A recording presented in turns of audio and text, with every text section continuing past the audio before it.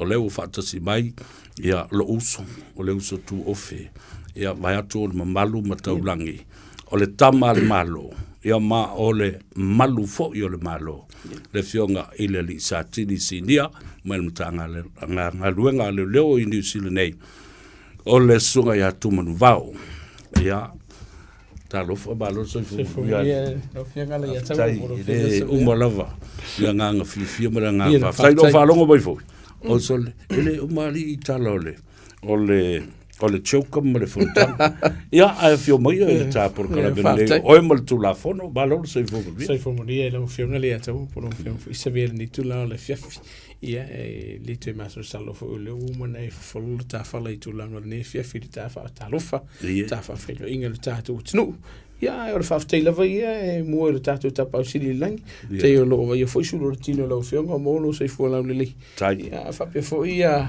ka whainga kāle i si ia a wale tau tui no le tunu ia man ne vesa ia sau no ina foi ma siningi e lau o fionga i le satini senior ia o le pisi masani o e whainga luenga mai le tae o isinga luenga parangi la o te whaia ia mai i le iwa le tae o se tau i le lua o malo lola ia le abolesi i tūla ia afafia ele tele o le mau whala vela o makiva ia tango tuawa i se me fei whala vela malo le tau ata ia ai le tu ualawa tuli mata ia ma mata i tu ia le teibi o le tātou portala mea wa talu neina a mata i le lua masina le nei fo i whaatulanga ngana fau o le wale ngata i le to telo i lato e fau i le mai mo ma le sinsila mai ia ai whapena fo i ua whawhiwhi i nai le to tele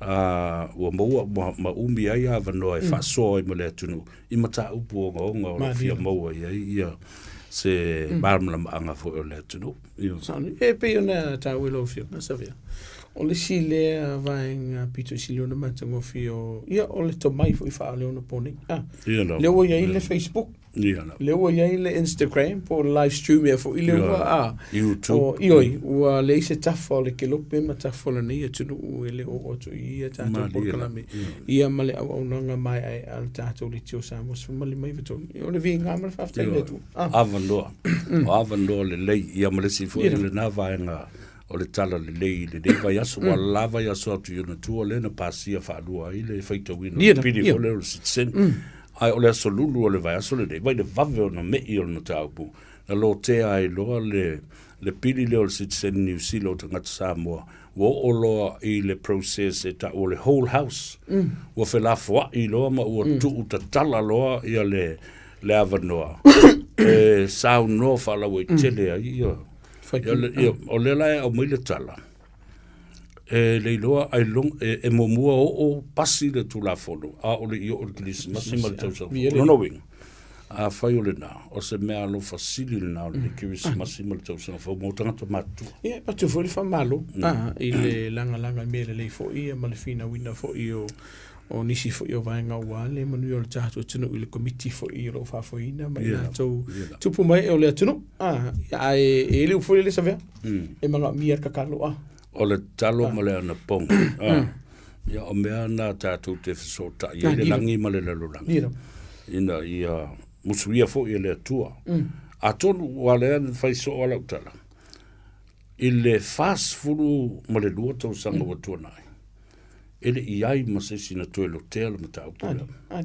ai le tula i mai o le fo i paia inga tusala was full ma le tasi ai ia whainga maro a le o tau o mai le teimi le dei ai tula i mai ele o Samoa na se ia le pili ma tuna tonu a o le tatou so atua oi o le pule tong o le mea fo i la le o telu ai o le teimi o le atua ua mwhai ona ngā i oi le nganga o le atua i a nganga o iata i tai ua tula i mai nei ua whaafeinga o fia i mata upu ma whaulu whale e iei la le sao le atunu usa vea mai mātou pito la au ko kiso ni kula fo ma nei ke whaafeinga kalma kalpua o le mea tonu wale na o le whai nei ai o le mea la iei nei afa pea e ave e sea le finaunga le mātou te avatua fo i maisi tangata Awana I toi wha o popo ina ia suli na tupunga mai sulu ngā titi o ta mamti rā matua ia.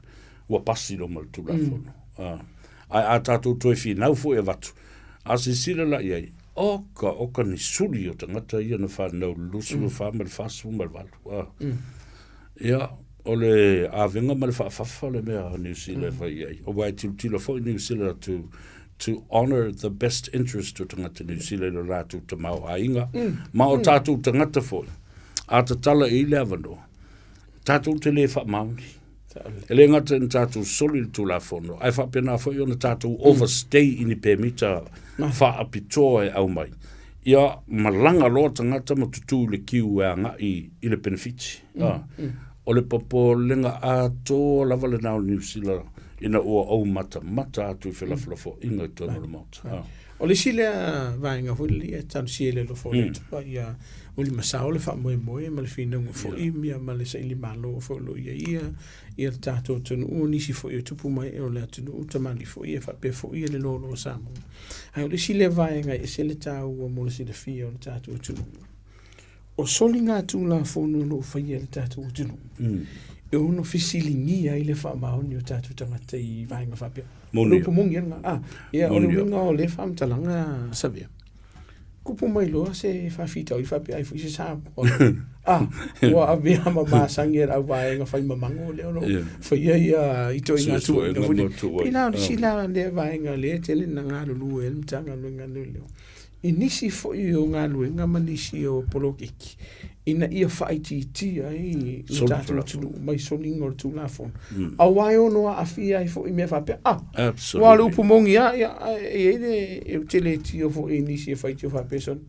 Ia naka kala kungi le o le ako kele la sori tulafono. O I pēnā no ta ura te imua sola ia o wako I o ta whasamu. Awa mantua voila o la whaula o whiunga le sa tinisi ia mare malo le malo. Application suma nei fai mataru sanga I le fia no mau ma le siaki o le visa ia whapena full citizen. Ai le I tūlau o le declaration of your character reference. Pena e solias tulafono. Ia o ani whaasalanga na whai ia te oe. Au le ale mamafa o le nā soli tulafono oi nā foi. E fua te tau I aile titilo tangata. E le aonga ine. Pei foi la tono tanga luenga. O au soli ngā tulafono na whaia ini nei tau saro o mawai. E a whaina ai. Lua wanoa e tenga lua I tono tanga luenga leo. E whaingo fie ala. Tātou usta ia perku lafo. Whai mara wha mao.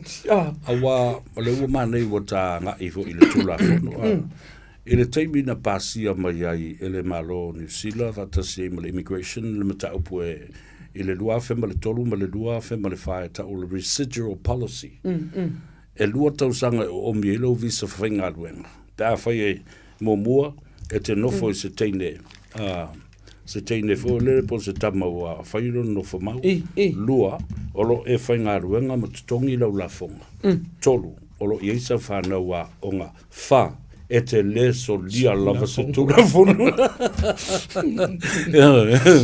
E pere ki o fo. Walanga ia te au lava ia e mana o mia ia le saunga le mu o le lauteli. And good citizens. Tono New Zealand nei. Ia a whai o le vaenga leo lo ia o whai masoli e tātou tulafono. Pela na nganga ka ko por ka le mo mar tulafono. Wha manatu tātou o tunu nisi o vaenga o no a fia I le tulafono. Ai sinile o le whaunga ina leo le iata. Lila. Ai e te sila fia lava lawa iatau. E tau ona e malmalamba iai. E le whapea o le a whatau lawa iatau. Ona e solia ila e leo tulafono. Ma solia iatau o istangata. Ata toi tanga ila le tau por immigration nam le tulafono le tau to mai ina. Wa umana whai o pepa no whamau, you are permanent residents. O Samoa. O le atunu ula le siri ona te lelo na whaamnianga e te le ele se step down period por se stand down period fo le apalai lom lo sit seni. Na ona e no fo mau le so tai au large lom lo sit citizen application.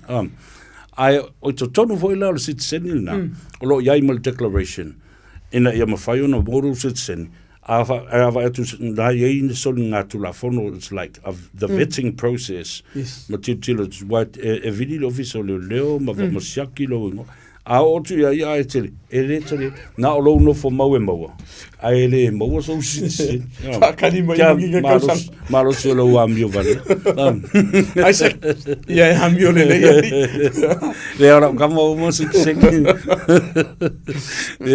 ia saudo ia ni so mata budati o lo vai en tanga luenga I le nei vai aso ma le fo wa mata on toi fo tu mai fa fita uli le sa ve o le pule le soifua po I la to fo lo tau mo fa ye pule lo la to soifua o le vainga le fa si fa puling ai fo ile le matanga luenga le te mili nei on wa fa si to telo I la to o anga I fa fita uli fa penei o le si vai puling o ye matanga luenga le te mili nei o tau sango I la to lo a faina ila ula patilo tilo ye initially poti I le vai aso nei ma le vai aso nte vai ato nei o ai ono sfumo tupu tsanga o ilato o lo wa afia ile fa fita ulile mana tua o lisi le vaenga o lo malifa ye nganga tanga leo o ilato lo mo nga singa sel ma fofa mana tua le sai ele suinga la titi o vaenga o nanga tanga leo le na yai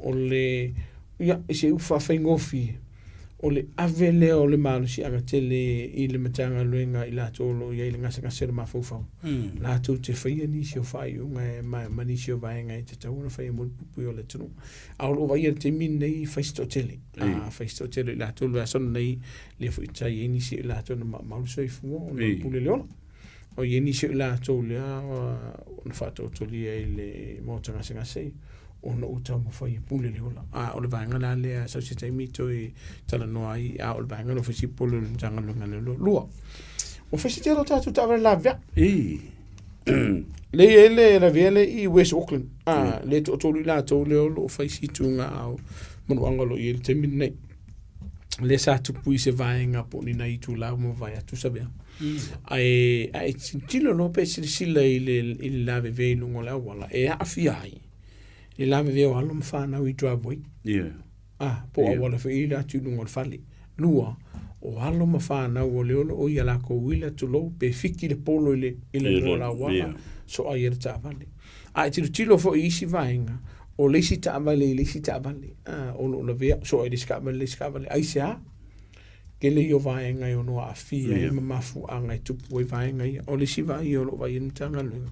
Faisi to tele la to o la ve ta avale nei o lo fa nga ina lava malos ele o lava le malolo o lo fa nga ina ke fo o lu ta avale le o le sikanga ka o lo e vai nga fo le tu lo ngana la fa nga ina wa halu war story ma fa ka le ko covered o ke ia ile il so a ko le sta avale o vai nga fa pele o le si vai nga o ila to o so na o ya u fa fengo fa le ma fo fa I runga kako wala mati aila le saunga le mu o mea tō tino ma tō telo soifua o le whakamala ma le so na o runga awala o si lai o vaenga ia o le si vaenga o lo vea te mine ua makang whako pula ia I linga oi ma le tere pefani o whai asi whatupula o le suinga o le tau le wa makang le mātou wa tiro tiro le fo wa mātou te tupu ia so le tulafono nei ele ngata lai lea o nisi fo yo so fa ingo fa nga ina a pinga robbery aggravated robbery mana tu armed robbery de o vaenga ia o fai asi polon tanga luenga ele ngata ile la ite so ifo ila to lo fatino ina o isi fo I tau sanga matu kwale ia se pole le o lo liskanga ia fatino so nga tulafono ina ia talio la to mana o ngai me lo manna oi maenga ia lo polem tanga le martelo taso tawar kalepe tawalinga oi ila to ele ofia tutul tanga le ngale o le polenga la le yen tanga le bo manga ia le mango le awala pela ile la kenenga o isi fa foi le ngala fam talango o kam foi le e midi maleo manga e kuli le lo e mana tusa me mal fa fo tato tulu te tonu mtanga luenga wa yai vaenga e tatau na whaamalieina momua ai le fili pe fai unga o le atuli ta avale leo Tawale leo lo fe so nga tulafono. Te le yo le ata te tauna tilo ia li imata mai ta yon tanga lunga le vanga mua. O se vaenga I mawhai ona whaini susu enga muri ia sa idi e tawale a wale sa ngole mua lautin. Wa a kuri ngai e na pe ingi se o le tunu umali. O le alo naonga. Lua, o se whaalawelawe mātu I ao la matia ele se ifu ele teimi ana nei. E ka kauonga whaisenga yoinga. Pele ai. Tolu, whaongai e tātu wale le fui helikopter sa. Su'e. Su'e. Na le ai leo se popole fu le tanga luenga le loe kuri discovery. Ai lo I e tātu a wale o whaongai. Ai in the sky. Ioi, saole. E te tau ona whaamali e hina. Waenga le tulafono. Mō le saongo le mua le lautele. Ai le whaia I le whaia. E le maua le mtanga luenga leo. E le ai se soli ngā tulafono mātu ia. Tauta vale. E ono tuku ai le soifua ma le saongo le mua le atunu. I se vaenga e ono la matia. So safety is paramount. E se le tau o le saongo le mua. O wale upu monisa pe. E le whapea e tuli le mtanga luenga leo la verka avale la. Loka pe mari li fo una umane le hai. Ke le yo susu nga la susu e leo ia. Savea o le ale mafuanga nga e fifi le kulier ka avan. O ani mafuanga na lai ona e mafo fa we fa wa pier kulingo ka avan. O va inga la ia. Mo si fio le tu. E te tauna fa marina. Ai le fa tini no nganu. O la ua fa tuanga I le tatu tinu fa mo muti. Ku. A fa tuina o e mtanga lenga leo. Mua o yenme se we faya. Lua o se vaenga o le tulafono o masalomia o e solina. Tolu o la faya si akil mtanga luenga leo le fape we se me. Kwa le si akil se fa le kong. Tu o e tea. Ku e kia. A o lo sola la lea. A o le si vaenga o pole mtanga luenga. O le to telo I la to o so sola mtanga luenga leo. Ele o iai se malama I le fafoino le sa.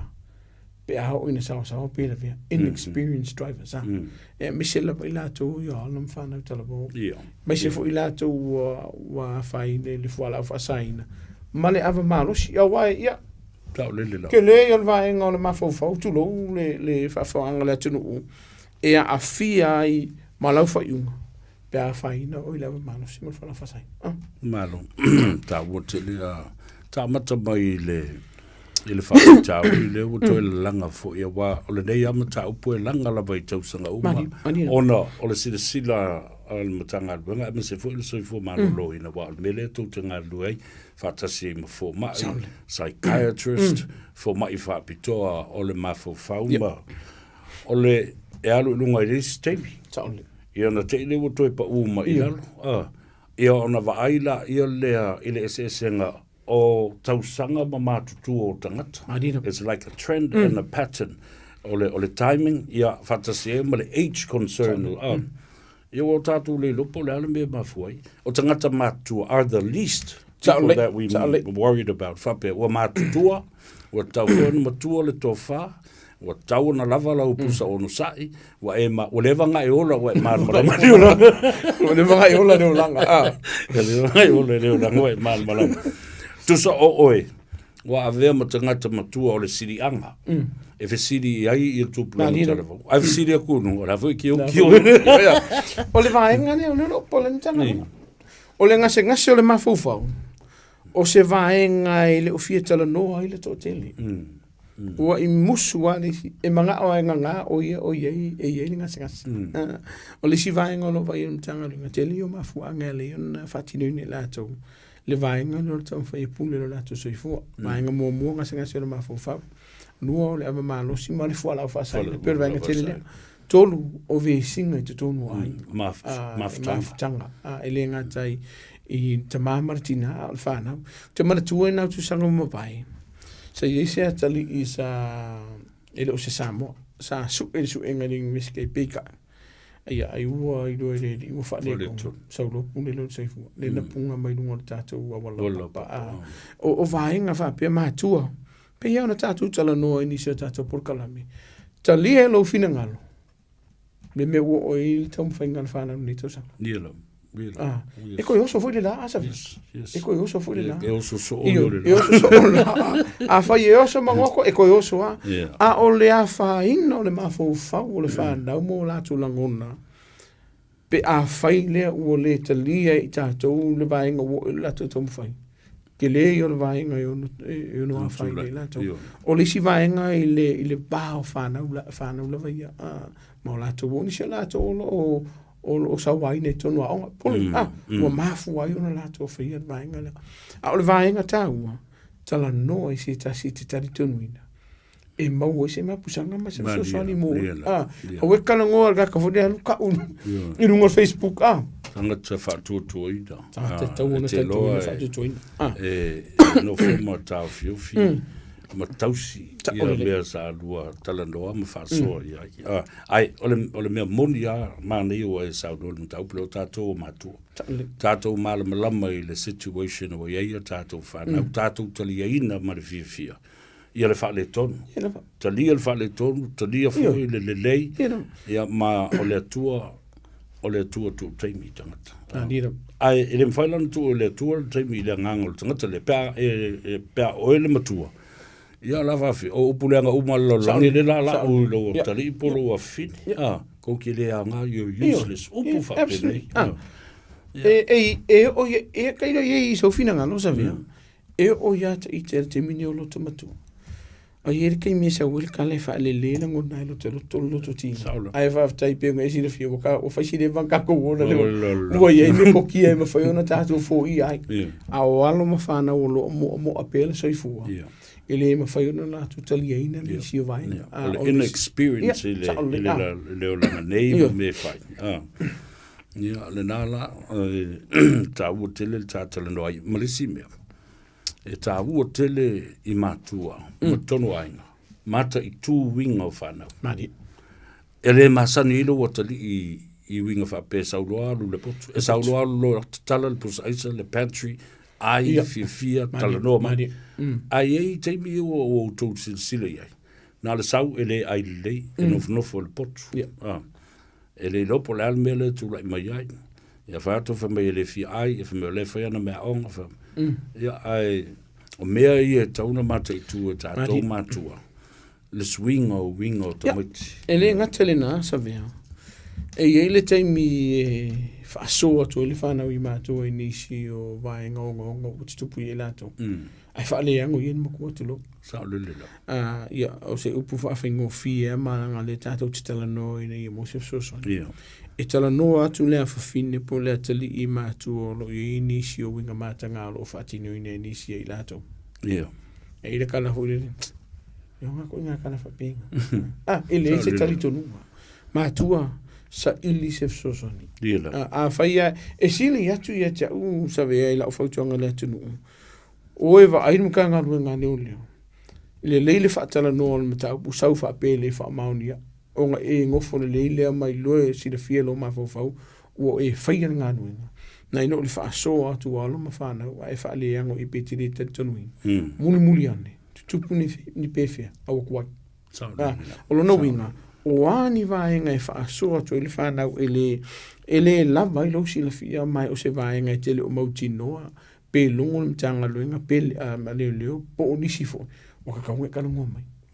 Ma matu tato telefoni o wa o le sile vaenga e se tau e nisi o matu e walau mai e le ma mafa i lo nato mafa pita e mo makolangoa wa manino le matu le vai e te tau ona longo mtanga luenga no leo pe e se tau o le vaenga leo e tau e sa no i se vea ma ai wingo le whanau pe awhai o e si swinga tala noa i le whanau i le whapea fo i la alu a le aso ato ma le po ato o lungo le telefoni po lungo le laptop po le computer o i le si vaenga le olo i aisa wanga mai lunga fo le o le internet puli fo le o i olo i nisi o winga matanga ma winga whaare le olo whatino i ne nisi i alum whanau e ka ua i o le tala noa fo le whanau pe a whai ua i lono la kose e se me poli ele ka ko ki se umar te lo teni ai mana o mia ele fana uma nisi o tatou ainga le tatou na ina ia fo ia ele fa fita le asa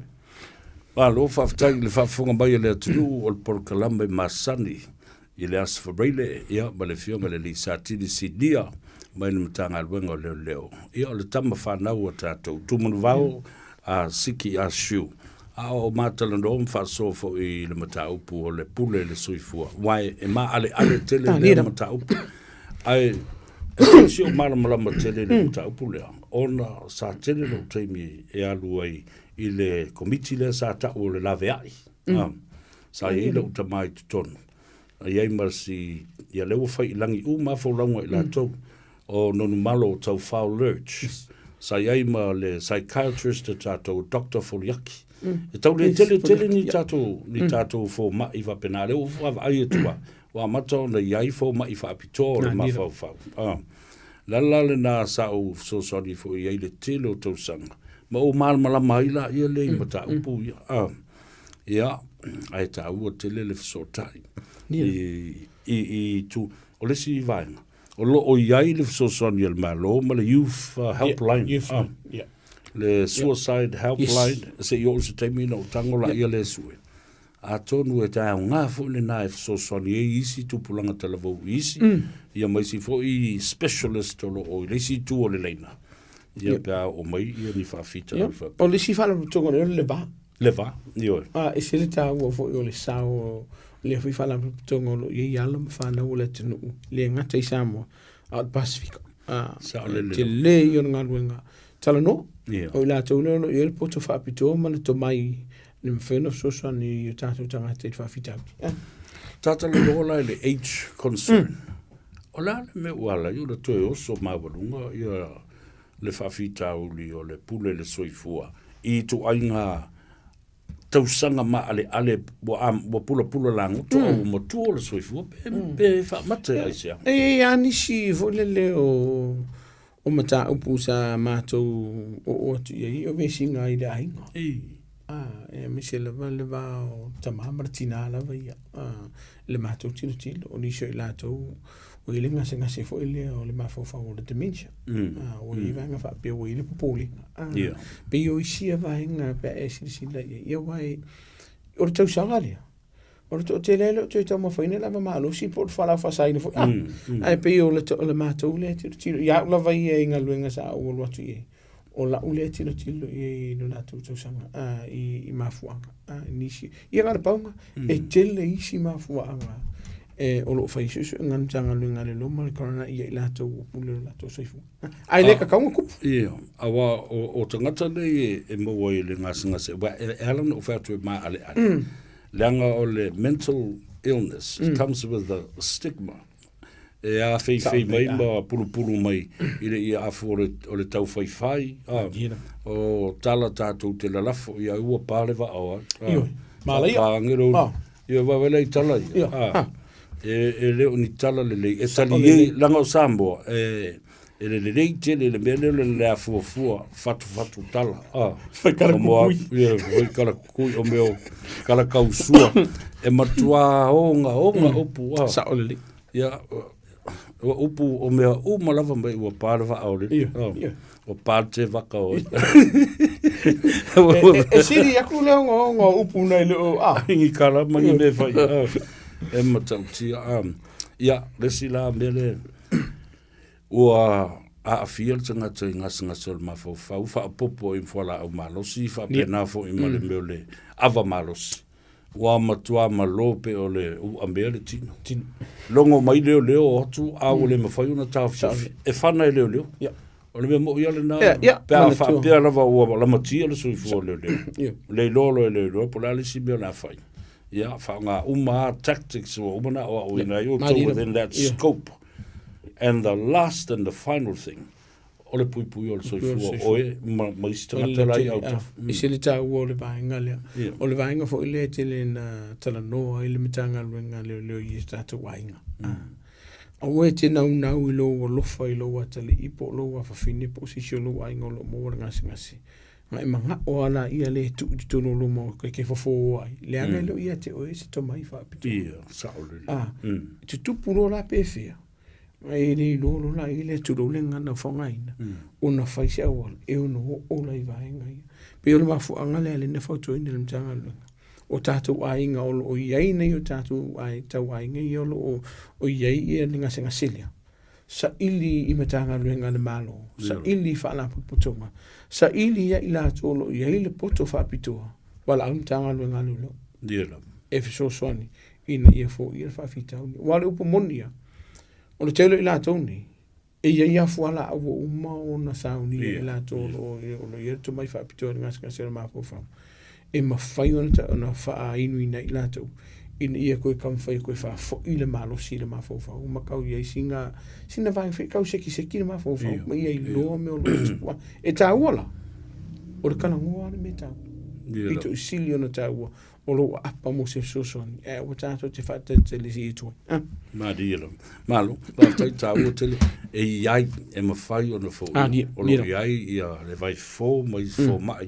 Iai fo ima meo vai la au ua sauni ma la to fa e calm down ai nerves o tangata nei ma la to ma fo fonga ia o to telefone ia o tato e pot telefone mo ngana ma va ngana ma ia ra fo kala ko kasi maru wala e po ai la kalango ai senga ia e no ngase ma fo fa o le fa longo i leo madida vai me kalango mo ele kalango mo lango le fa longo ile ya ele lo o le nafa ngas la to o le schizophrenia ya o le part for o le mental health ya mana tatu fa fu o ye la un numero na fa yana fa ilo fo ila tu un numero night mana tu ayo le numero la vi mtanga luenga le lo tas ya tu punisio fa fita uli vo ile e michel la ia fa la fa fo se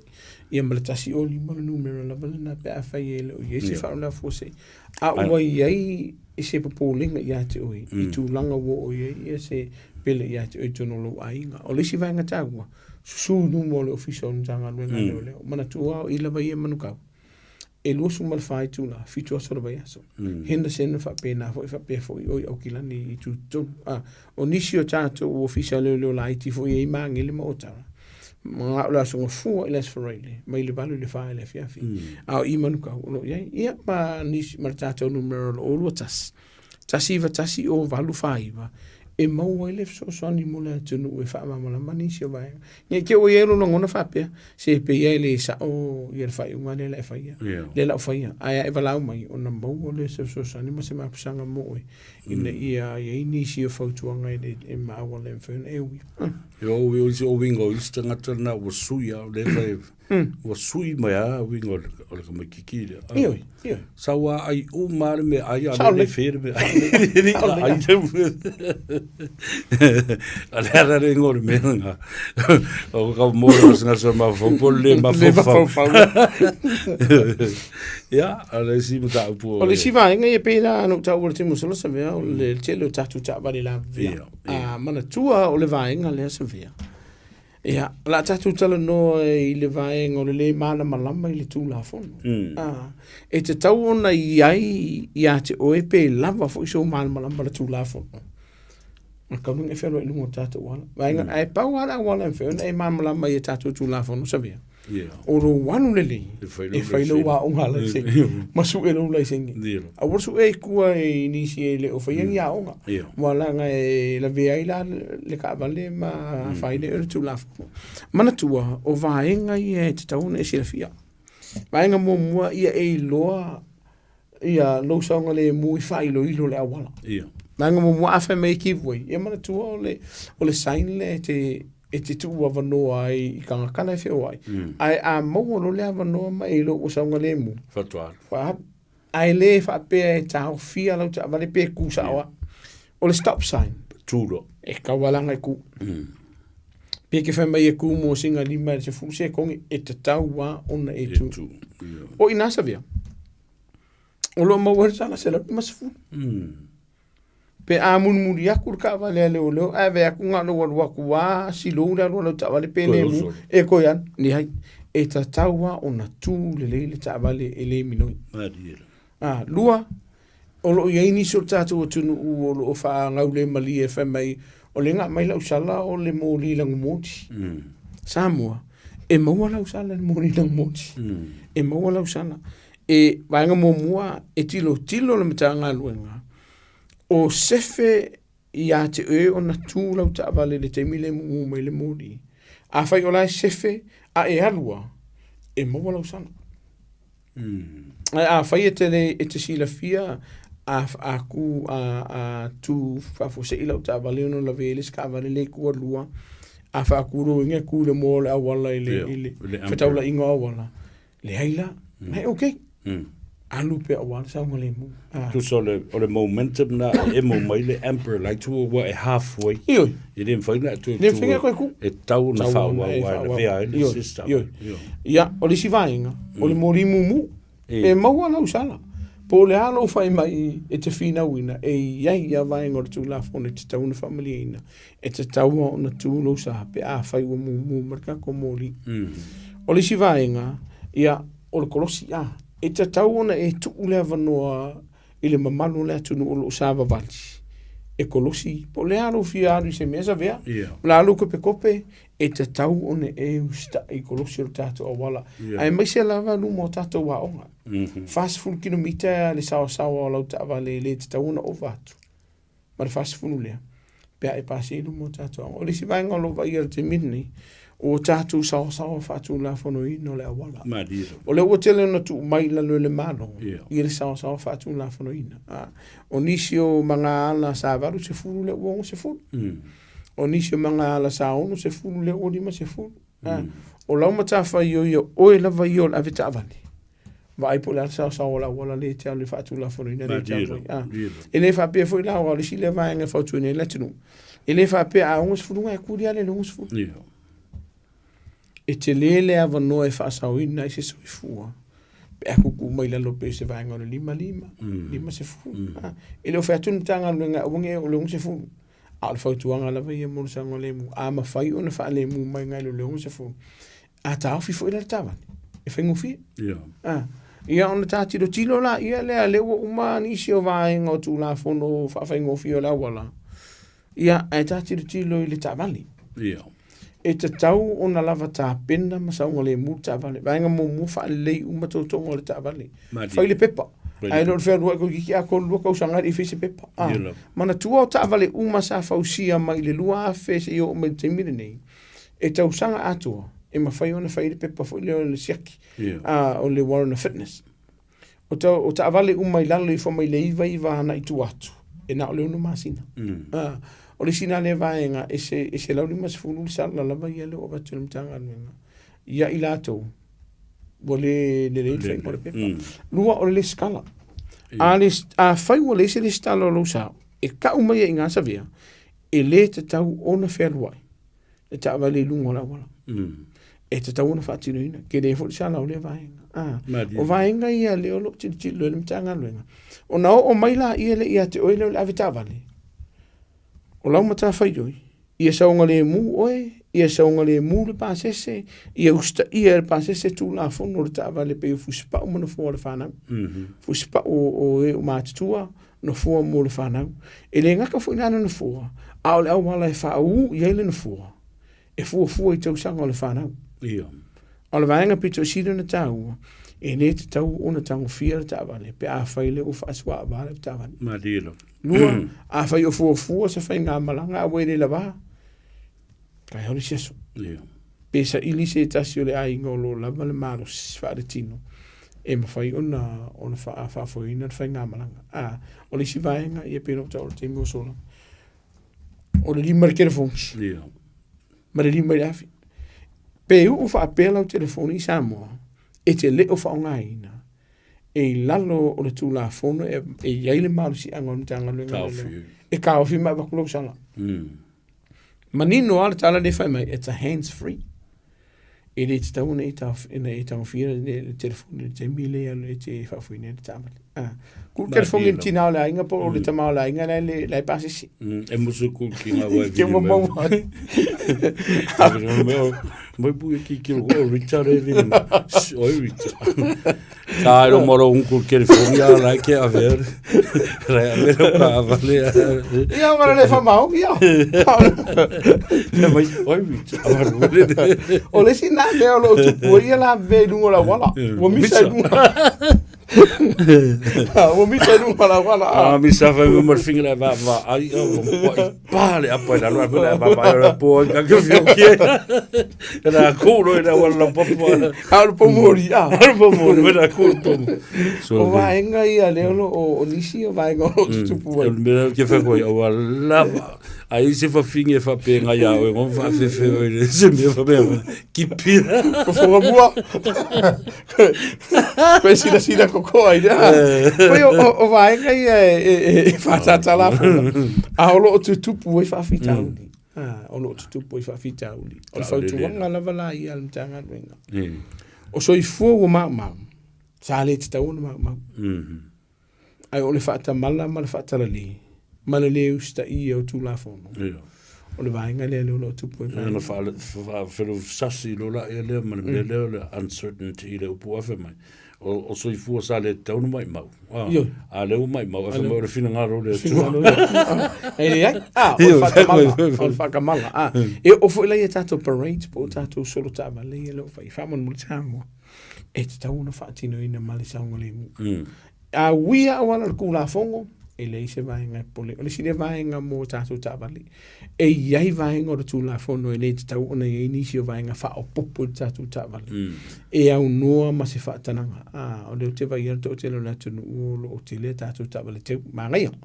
O le whautuanga lava ia sila tutoa i nei te uma mausele ni ma le teimi sa whaaruina. A iliko. Ai ve sem kangarwe. Wala nga iai le marsi anga whaatula whanu le mtanga luenga leo. E mawhai ona ve sei nei vaenga. O le whautuanga na le tātou tunu whamona moti. E te tau na usta i vaenga. Ia e o lava fo i tāwale tiu i o matua pongi sā atoa. E iai le mafia whaatanga i matulanga whapena o le uluri tele le tent. Tolu suma limpa seng. Ai lo le 5%. E 5% o ele roa ko. O le sile me o vai er vitamine una sa initium o tato tunu sa kafia. O tato o ngaki fo io ka ko kava. Pengi maka kaufa per umi mai fa. Ele taria vai ngale. A fai o ngai ma ai ngaki o lusa.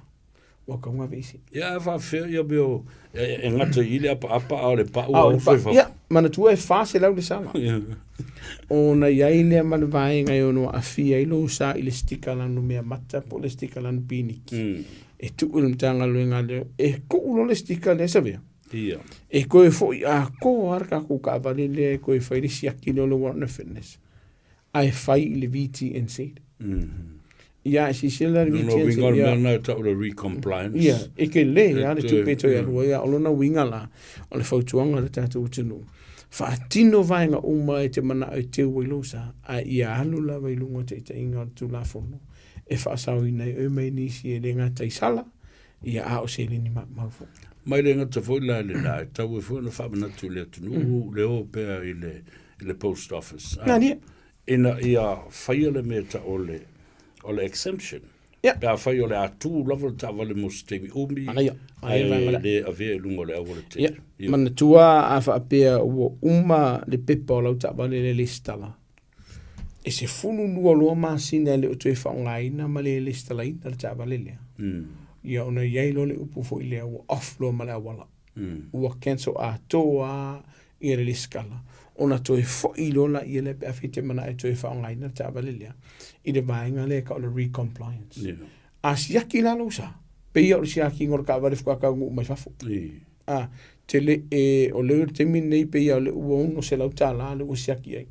A si ka mai vaenga e wha le tonu. Feo. O lona winga la. A pea nei ta usa we whaftait vaenga lea. Umalongi listalo lo sa. A ielu ma fau te mana o e tu umo sina teime kere o whaongainga. Wa te tauna e alu le post office e file exemption. Pei ai lalo i fomala masina e fai fua. O le exemption le na, e mawhai ei ona ona tū le tāwale. E o atu le tausanga le umi. Ai le off i pepa male awala. O lona winga, a whai e ku ono masina i toia e to whai a to e whai peo la koe whaangara kāwale. anga la ko ba ku ka ba le vai nga masani le fai la wana fitness e nga le lima se futa la fai ai ia ko on le ta va le lunga la wana ai off lo mala wala kiri na fa fita ai fai fu off mala wala e le ta tauna e to fel wa ye se ilonga e umona fai le pepa ona ia ile sala tili e va tia pe amba e fel wa off ta to ta ma lo ta wo tele o le wo to fa minute o na tale o le tu la lima a sisi tam ta po ta tele i ma lo va inga o ta to fali e la ma mo ta Samoa ono lo fa tu la ia le burglary ya linga oi fali ma ia ta to fai to on fa malama ta una loka o le si va inga ta ua ia vai uma palaka ka un kapi ono o le si le va inga o intanga le nga le o fai si tele o ta to fale ua mu le ma ai de mali ona o le va inga le o fa ta mala a fa sa un singa malanga ka loka uma ka ko fai ko on fa malama ye se ala mo ta to fale wa ta le kila la lua o ta una e longo i lo wa inga ni so lo wa inga fa mo le fai ma vai me le fale o to fai malanga e po tu wa oi foi vai si kiri yanga ka ko pusa meti awa o lisi le fai lo to le nga o e le si le fai pe a uma le vai so le sia la mai fo yo si o le me ia ngala o nala mo wile abno a fai o yeni me pu ata to no lo la po lo mauta ka ki e kiri resi a o le vai nga pito sini na ta ua va ai le sa ngole mu i la to e de ngate te mamti na matua o tele la to lo amatano e fai malolonga ia na ona yu tatu matulo no foi fale fa mo moli va ai se si o si akilo mo tu mo to ina ia so ma fa mautino ono lo ye ni si fa fita audio lo tu me va ngi sabia o ila to lo no fo te to tas o te lele a fai no so fu po so se mai ma so fu ai le o ia se ta si si mun yange po le va ia so po le lu to va ia so fatua mo o ila te ta una ia ila o fa mo mole mai si a ye ni so to wa inga ave ne ta tu ta mamti na match tu ai e tu ia la to ta fa o e le tio fo il fia mo se malo no wa tu sa no lo fio le sa tin sidia a wa ia ila por kalame ia sululu o le sululu matala no ai o le specialist of all to make tai o lo va ia tanga to fainga nga more e fai le tautule mo tanga matu le o e le latu service e ma fai o no atu e va ai matua e foi no fa mai ave home care foi na ave matua pe fa pe fai sina break i latu lo tanga lai o le mano e to tele tanga e vala au mai e amesela foi na to matira matua le si meta o le na o service providers o malava o lau fo mai lava e o ia fail recommendation ia malongo loa ia tangata ia service providers e fai mea o mai alteration o le fale o me aduel no fo fata valvale ai ta ua tele le ia na ia tātou ta mamtira matu o ne i tu tia ia pea fa pea o la o malanga ia o nei vaenga ia e me fo ne fiafi tu il fa after fa malo i la fionga i fo i fiafi tātou por kala me matango fi sa veo le manatu mawulunga lava ia mana fa mo na ia no puini na tātou tunu ele ngata ia mana mai vaenga o le Tulafono wai au la to wai at town au nisi so ani fa fita u lo fenga I tonu ainga ma tonu tatu community ia fa manga lo fuga tali ipe a fai wai se sala Samoa fa manuia le tu tatu tonu ia mo ia se weekend fishim se weekend manuia manuia la sapa pa o fa na u le walo ta se to lo I tamaki top after lo fio ia malo anga le fole tu le fai ungo le vai aso awa o nei mata uputa te tala no atu ai o le season tonu wale nei the festive season is just around the corner o le au ngā o le ta lapata I atu le atu no mo le saunga le mo awa o teimi nei o lata ki le smasi ma le tausanga fo o le teimi e pisi solo ai mo vevesi solo tamata ai le ave le tātou wha mua I mea te tau na ave le priority ma le saunga le mua tātou o e malanga mai ia o mea umwha pena ia ma le tele o mea tātou tele I mawhau wino la tutupu ma I le vai te mea le pisi o mawhau ai anga lile tu la tawhi loi pea ia le nasa mo whaftai tele mo le avno sa tala noai fo I ma a le li malu o le malo ia whapea fo I le I sa tini sinia tubun vau Senior Sergeant Tumanvao, Siki AH-SHEW, ia maleve. Lapta inga fo le tātou tunu. Na ia maua le saonga le mu. O le saonga le mu, maua le fia.